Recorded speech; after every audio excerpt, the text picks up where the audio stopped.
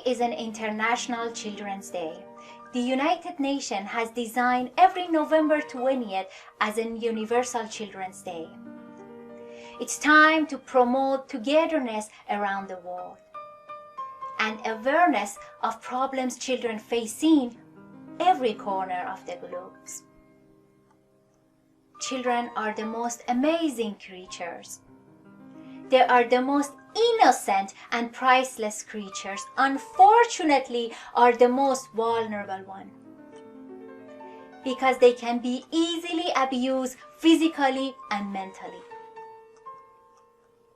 Children bear a specific rights to their own, in addition to a few more which are the same as adults' rights, such as having voice in society. We should bear in mind that indeed children are the ones who will be shape the future of mankind.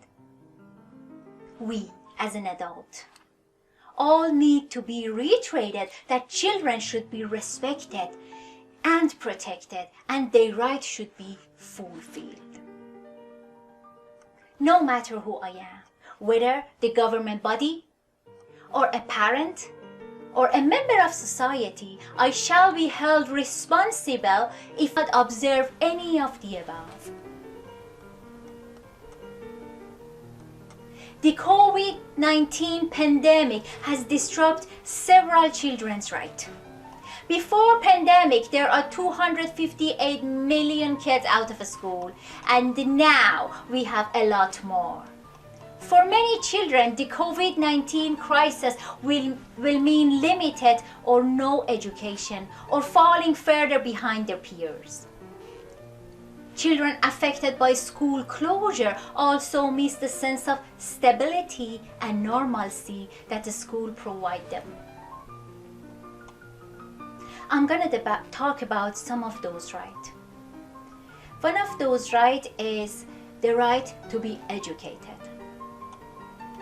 Moms, dads, education is not just going to school, learning math and science, getting some good marks and go to medical or law school.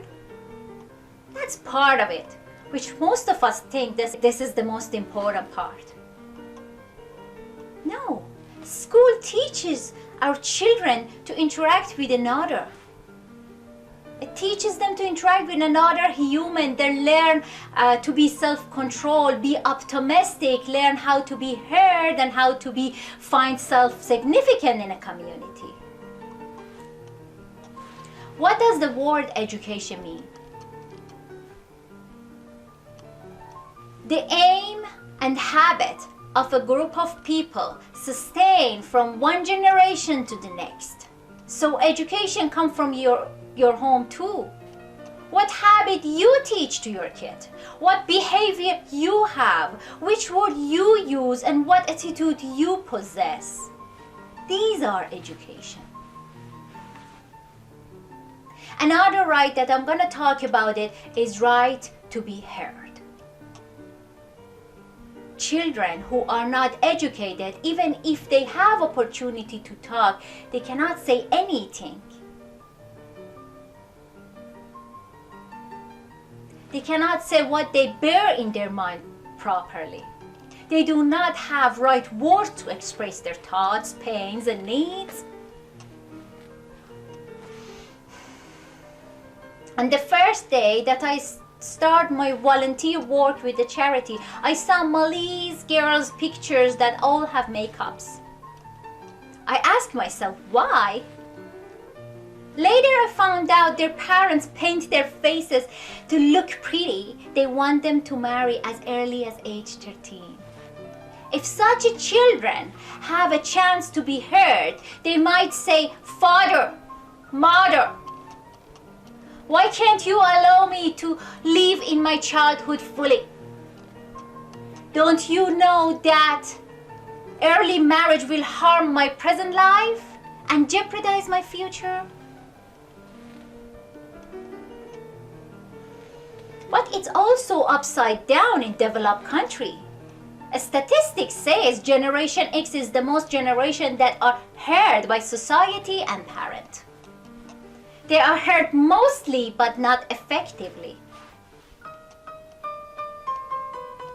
The word failure is newly added to dictionary for recent generation, and it means the transition between parent-driven family to child-driven family. Parents claim that now children are heard the most. The bad news is children's right to be heard is far different from what parents are claiming. Children should not be afraid to be judged by perceptions and value of adults. He or she should learn to talk freely and at the same time respect others in a community of equality and justice. The next right is the right to be healthy. Have you heard about female genital mutilation? That is a partial or total removal of external female genitalia. Experts believe this action not only does not have any physical and health benefit, but also sometimes cause bleeding, urinating problem, and could even consider as a breach of law in some kind of fraction. These ladies have complication in childbirth and have a problem of marrying or having intercourse with a man other than their own culture. I met a 20-year-old African girl who is still afraid of starting relationship, even here in Canada. Her health and her life ruined because of having to follow some of the old tribal beliefs. Forcing children to follow exactly all of your political, religious, or cultural beliefs, which may not pursue their best interest, is against this right. I know a boy fought her mom just to let him do his vaccination. Boy's mom was against all kinds of vaccination. I remember this 7-year-old kid who begged me not to let her mom know that he ate a hamburger in my son's birthday.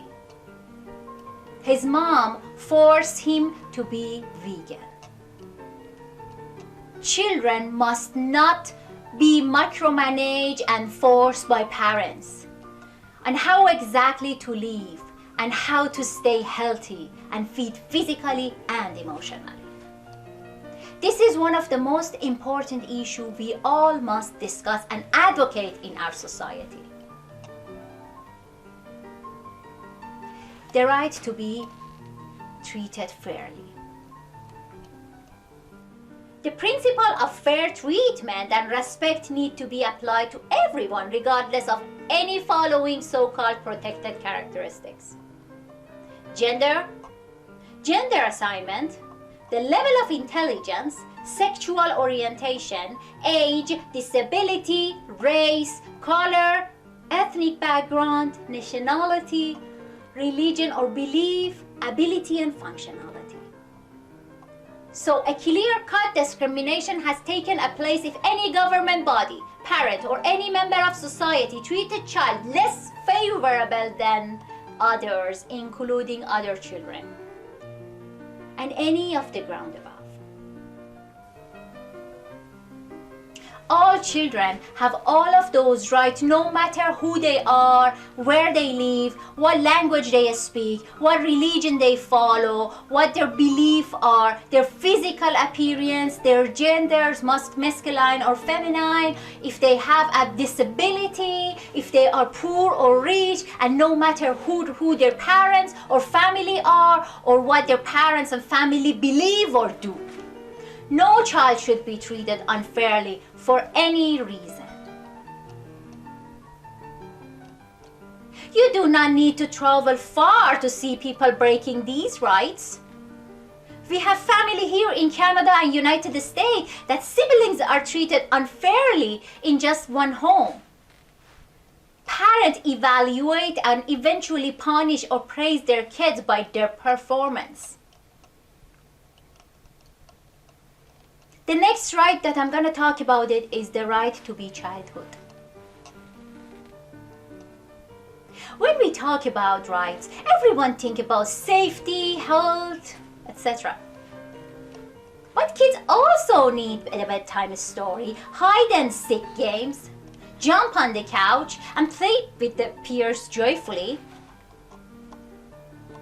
And because all of such a freedom are what make a child to be a child, we believe every child has the right to live in her or his childhood.